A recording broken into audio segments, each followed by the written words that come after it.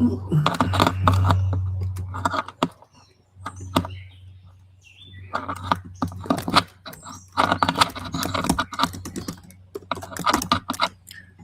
everybody. I'm just trying to make this thing go properly. Copy.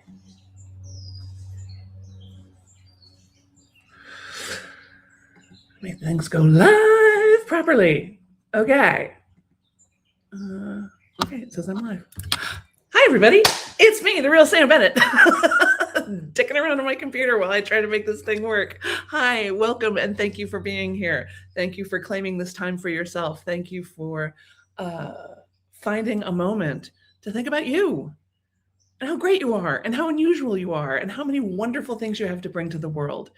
And to step aside from the sort of quotidian, gotta go to the grocery store, why did that person say that thing to me? Why don't my pants fit? Like all the sort of day-to-day gray stickiness, and shake it off and shake your sparkly tail feathers a little bit, because you are an exceptional magical creature. You are an exceptional magical creature, and I can prove it to you. But first, we're going to breathe. You ready? We're going to inhale for 4, hold for 7, exhale for 8. We'll do that 3 times. Feel free to ignore it, but most people find it very pleasant, and you might want to incorporate it into your daily routine. So yeah, letting your belly go really poochy soft, letting your shoulders drop down and back, letting your hands loosen the bottoms of your feet, softening your heart. And let's inhale, 2, 3, 4, hold, 2, 3, 4, 5, 6, 7, out, 2, 3, 4, 5, 6, 7, 8. Inhale, 2, 3, 4, hold, 2, 3, 4, 5, 6, 7, out, 2, 3, 4, 5, 6, 7, 8. Inhale, 2, 3, 4, hold, 2, 3, 4, 5, 6, 7, out, 2, 3, 4, 5, 6, 7, 8. Thank you. Man, I really felt the love beams flowing through that one. Did you? Excellent. Oh, no, that's not what I want to do. So I am so interested to hear what you all have been up to. We've got our friends on our Zoom from the Daily Practicum. If you are interested in joining that, you are always welcome to join that. The Daily Practicum is where we get together every weekday for 15 minutes to focus on something that matters to you. The whole 23 hours and 45 minutes of the rest of the time, that can be for other people. But you deserve 15 minutes a day for you and the projects that are on your heart and the special skills and talents that you were born with. So this is why I can say that I know that you are a special magical creature, because have you ever met a newborn baby? Or a very, very little baby? Or even a bigger baby or a toddler? Somebody pre-verbal, though. Was there any doubt in your mind how magical they were? The miracle of their bodies, the miracle of their minds, that they're so entirely themselves right when they arrive? Isn't that amazing? I know my friends who have more than one kid, they had the first kid and they were like, yay, it's a kid. And then they had the second one, and they're like, oh my gosh, this one's totally different. Right? I just dropped the baby. It's amazing. It's amazing, the diversity and the complexity and the simplicity of our human selves. And I wanted to, I titled this talk Mermaid on Land, because that's something that a mentor used to call me, an old friend of mine used to call me. And it captured a lot for me, that phrase, because first of all, I was obsessed with the story The Little Mermaid when I was a girl, and not the Disney that didn't exist yet. I mean the real hardcore Little Mermaid. Who's with me? That story is hard and painful and does not end well. for the mermaid. And there are moments when she's, she sells her, trades her voice to the witch to become human, to hang out with the prince. And she's so graceful because she's a water nymph on land, that everyone, loves to see her move and dance. But for her, every step is like knives. Oh, who else remembers that? That phrase stayed with me for so long. And then in the end, she sacrifices herself. And, her reward for her selflessness is going to heaven and not just turning into sea foam. I'd rather be sea foam myself, but yeah. So anyway, Mermaid on Land reminds me of both the beauty and desirability of being a slightly magical creature, and also the pain of it. That everyday things hurt. Things that don't hurt other people hurt us.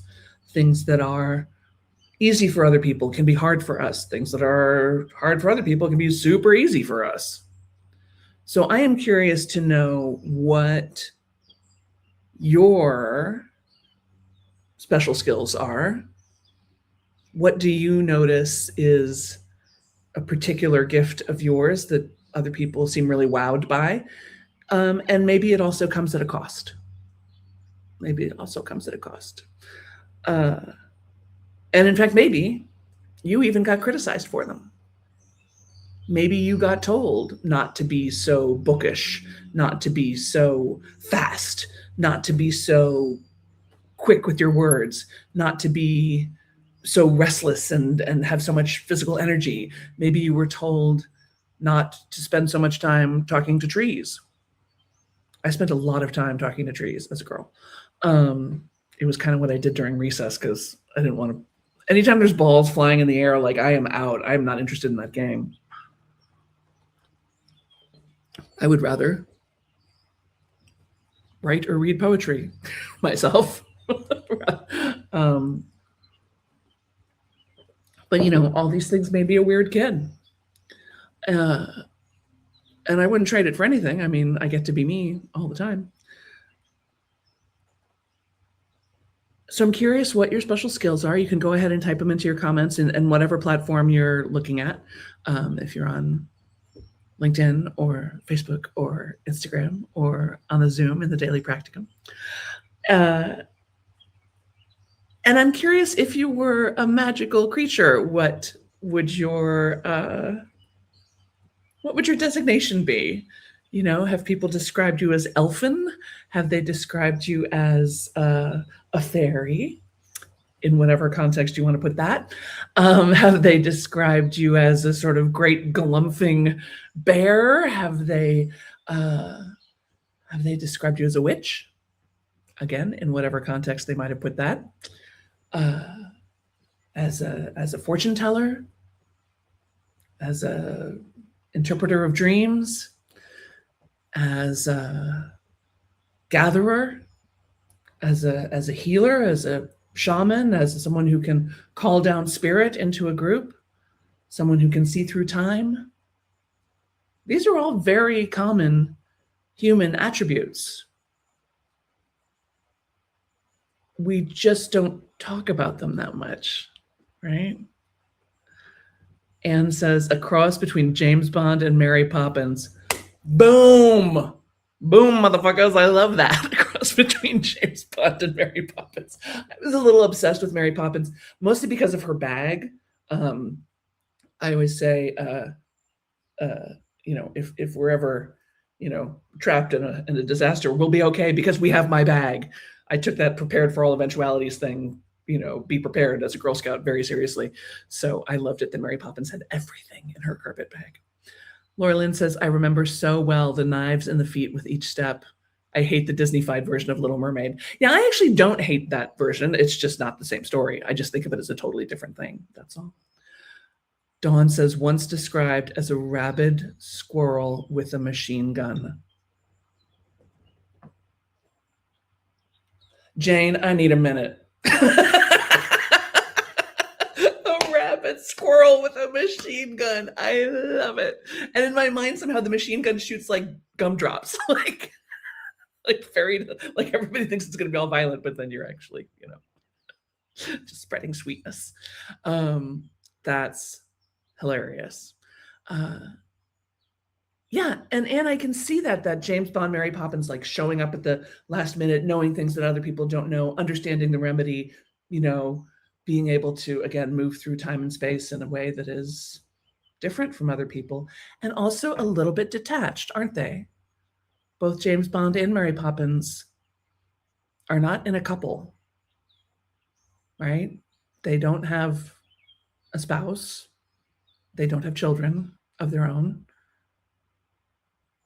They are magical. They appear when we need them, and then they disappear. There's a certain solitude, right? We all want Mary and Bert to run off together, but they don't. And we all love all the gorgeous people that James Bond, gets to, work with and bed and whatever, make stupid sexist jokes about in the older ones. But he doesn't stay with anybody.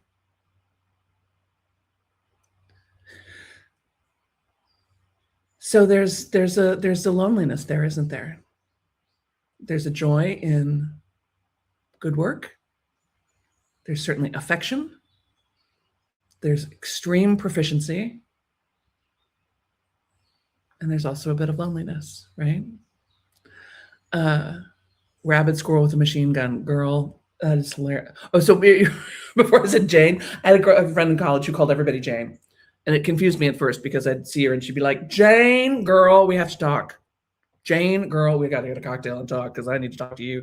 I was like, Jane. But she called boys, girls, everybody. She calls everybody Jane, which I love. And so I adopted it as my own. So now here's my next question. And if anybody else wants to chime in with what their magical powers and abilities are, or how they've been described in ways that made them go, is that a compliment or not so much? That's going to be what it is. Let's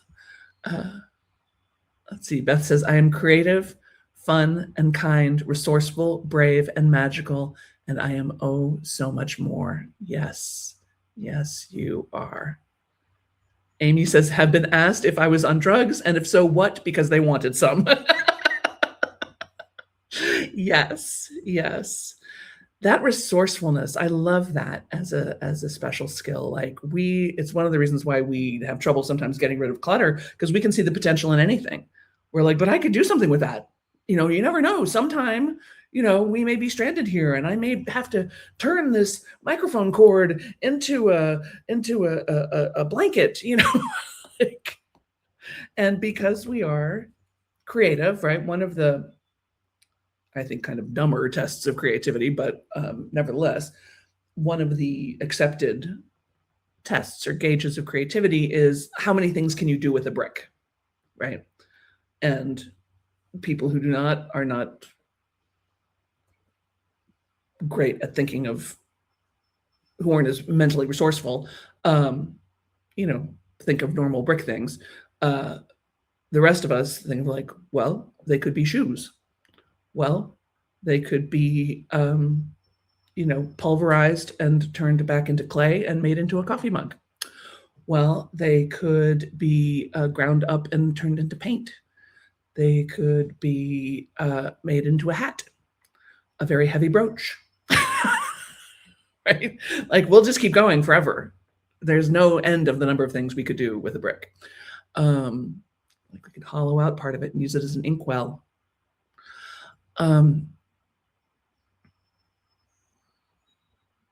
And again, it's a blessing because it means we're super resourceful and we have an endless amount of ideas. On the other hand, we have an endless amount of ideas and it tortures us, right? Like the number of things we could be doing, the amount of potential that we see in things, in people, in ourselves, in our circumstances, it can be a little exhausting, right? We don't always know when to stop. We don't always know when to stop. So I'm curious, what's your kryptonite? Like we've established some of your special skills. some of your magical talents. What's your kryptonite? What's the thing that shuts you down, strips you of your powers, makes you have to go lay down, makes you forget who you are, dims your light? Katie says, I have so many projects and ideas. Yeah, and you know what? That's fine. Don't let anybody tell you you've got too many or that that's not okay. It's totally okay. I've got literally bins, big Rubbermaid bins filled with pieces of paper with ideas. So make sure you're capturing your ideas because they deserve to be captured. Make sure you put them somewhere where you can find them again, like a bin, not in a journal because you're never going to go back to that journal and find it. So, put it in your notes app, put it somewhere where it's retrievable. And then, make sure the ones that are have the highest joy producing possibilities or the highest income producing activities, move those to the top of the list. But don't discard the rest of them. You don't have too many ideas. You just have a lot of ideas. It's beautiful. Lisa says, I guess I'm a practical thinker. I was going to use the brick as a doorstop. Yes, a brick makes a wonderful doorstop. You are not wrong. Meetings that could have been an email. Is that your kryptonite? 100%. Yes, my inability to tolerate a bad meeting is legendary in my family and in my world. And it's one of the reasons that I have never had like a real job, like a career, sign this contract, have a 401k kind of job. Never. Because I refuse to do it. I just can't. I sit there and I'm like, we can't really be talking about this again. We can't really be pretending that this is productivity when we can all see that it's not. One of my highest rated programs, do you guys know this, that I'm a LinkedIn Learning instructor? I've got 14 or 15 trainings on LinkedIn Learning with over 1.2 million students worldwide. How about that? 1.2 million students worldwide. That doesn't have as much economic impact on my life as you might think it would, but it has a great, joyful impact on my life. I love it that my teaching, because a lot of it's around time management. The number one is how to stop wasting time in meetings. I think the number 2 one is how to write emails people want to read. So if you have access to LinkedIn Learning, you can get them for free. If you are on LinkedIn but don't have them, just message me on LinkedIn and I can get you access for free. I can send it to you. I think you get free access for 48 hours or something. Yeah, no, I cannot stand a bad meeting. It makes me crazy to the point where I will walk out.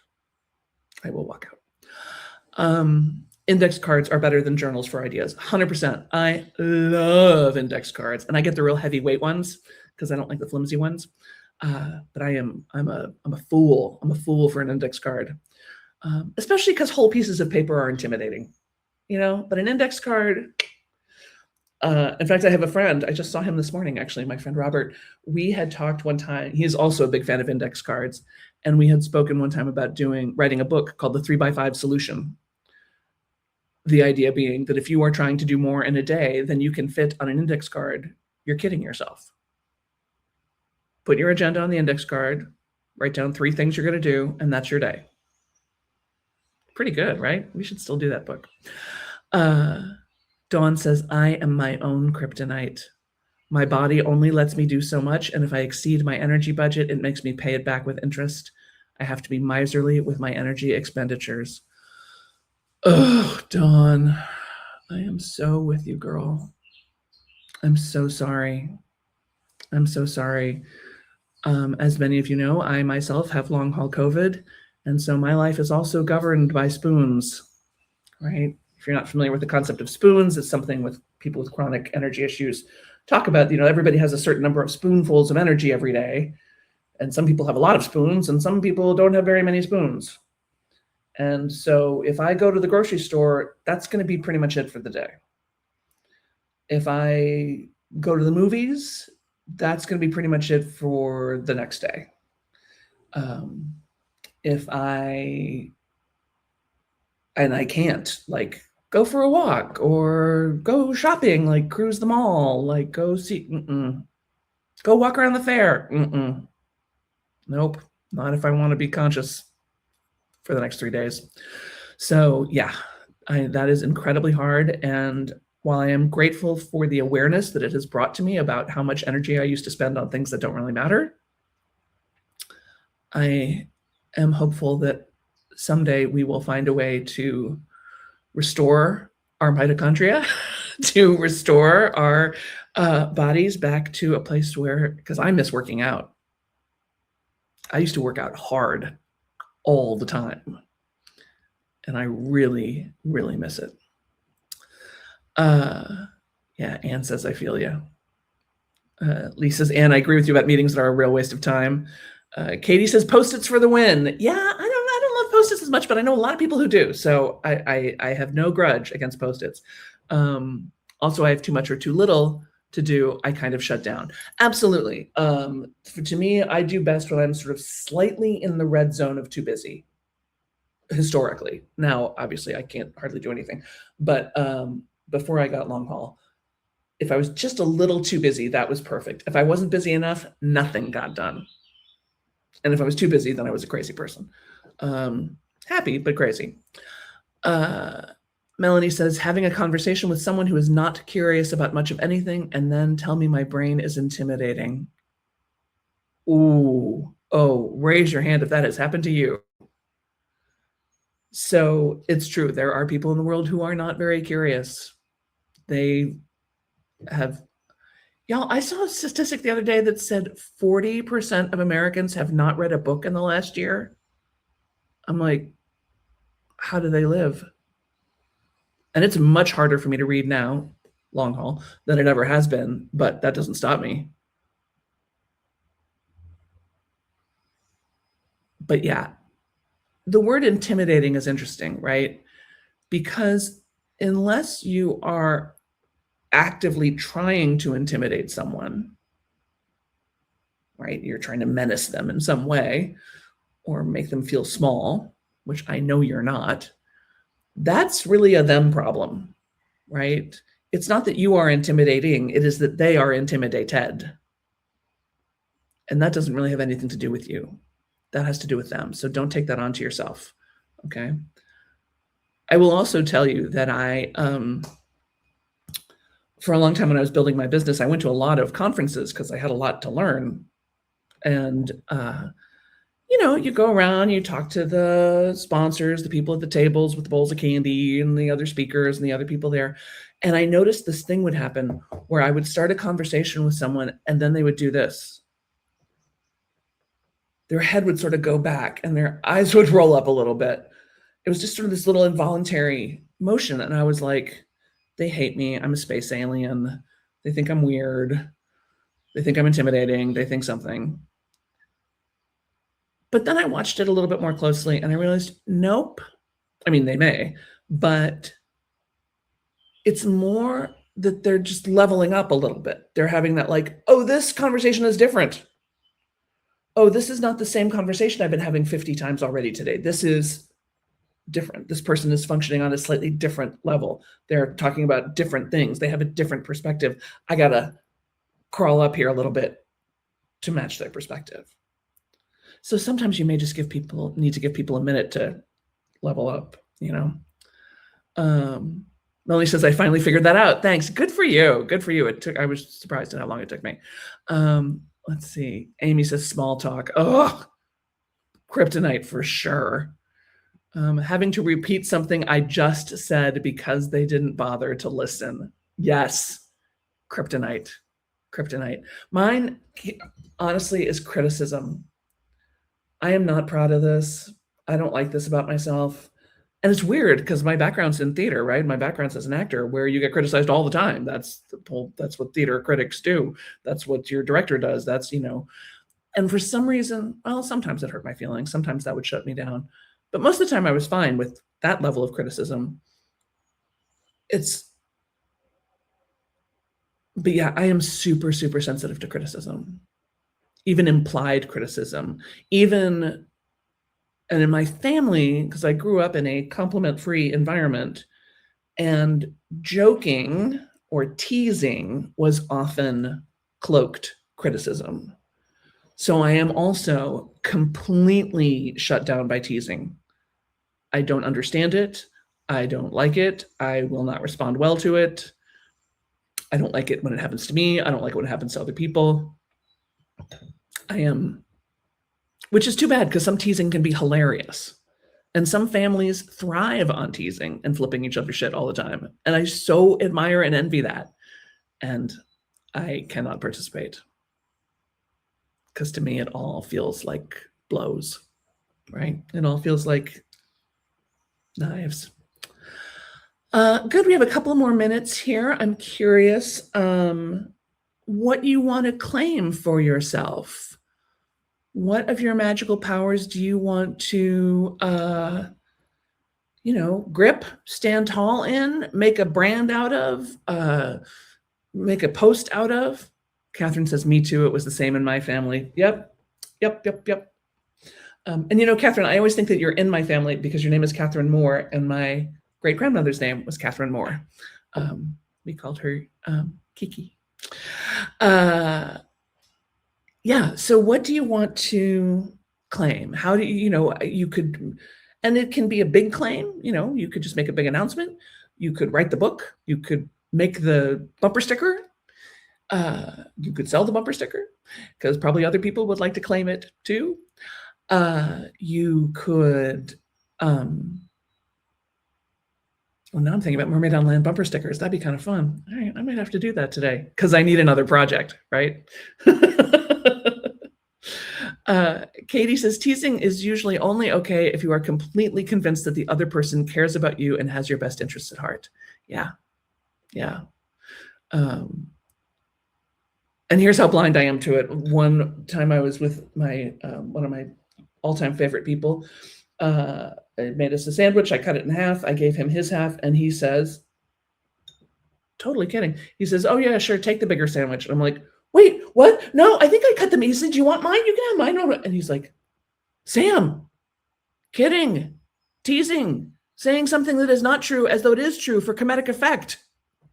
I was like, oh, right. Thank you. Okay. Even knowing how much he loved me and how, yeah. I don't do well with teasing. Catherine says, that's so lovely to hear. Yes, in my mind, you're part of my family. So yeah, how do you want to claim it? How do you want to announce it today? How do you want to, is there something you want to wear? Is there a song you want to put on? Is there a story you want to reread? You want to go back and reread Little Mermaid? Bring your kerchiefs. But what of your magical powers do you want to make a little bit of a fuss over today?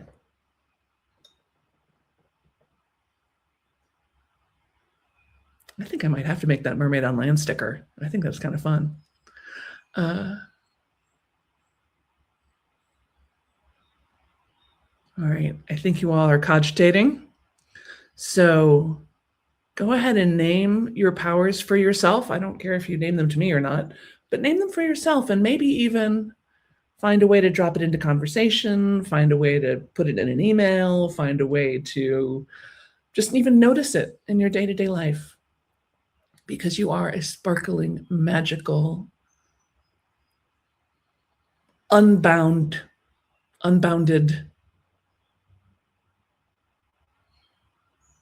creature. You are light. You are creativity. You are a force for love in the world. And we need it. We need it more than we've ever needed it before. We're just at the 45-minute mark, the quarter of, and I would love to do one more round of breathing to close out this circle. Beth says, I always tell people I'm part mermaid. I don't run, I walk with a purpose. Yep. One time I was swimming, I went to a women's only gym in Studio City, and they had a very, very small pool, but I swam every day anyway. And I was like, swim, swim, swim, swim, swim, swim, lap, lap, lap, lap, lap, lap, because that's how small it was. And finally, this Russian woman comes out and looks at me and she goes, "You are such a beautiful swimmer. You should have bigger pool." So, I agree. Mermaids should have bigger pools. Melanie says, "I want to try things out new to me that I never considered before because I thought I couldn't." Let us know how that goes. That sounds exciting. I love that. I love that. Let's all be inspired by Melanie's courage. And let's do just one more breath to close out this circle. Thank you so much for being here. If you're watching the recording, thank you so much for being here. If you're watching the recording again or sharing it with a friend or just having it on in the background, thank you for being here. So you ready? Let's inhale, 2, 3, 4, hold, 2, 3, 4, 5, 6, 7, out, 2, 3, 4, 5, 6, 7, 8. Thank you. Thanks, everybody. Thanks for being here. Thank you, Daily Practicum people. If y'all want to join Daily Practicum, go to therealsambennett.com/practicum. So therealsambennett.com/practicum. And then you too can get in on our 15-minute-a-day experiment. Heidi says, "Thank you so much, Sam. Your words always hit so deeply. Love it." Melanie says, "Thank you." Wendy, great to see you. Thank you. Thank you all for being here. Have a beautiful day. You look great, by the way. All y'all's.